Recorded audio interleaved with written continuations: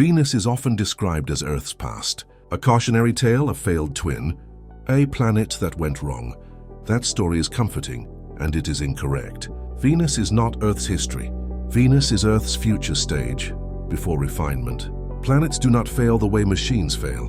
They evolve, or they stall. A planet can pause for millions, even billions of years, waiting for the right conditions.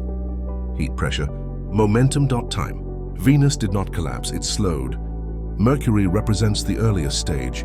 Molten, dareless, unprotected. Venus is the next step. Volcanism begins, gases accumulate. Clouds form, shielding emerges.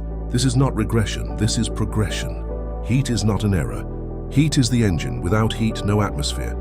No chemistry, no motion. Venus has excess heat because it is early. Earth has balance because it is later. Earth is not the default outcome. Earth is a successful configuration. Venus has not reached that configuration yet.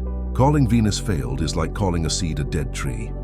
If Venus were Earth's past, Earth would be Venus's future. That is not what we observe. Venus is not behind us. It is ahead of us, in formation.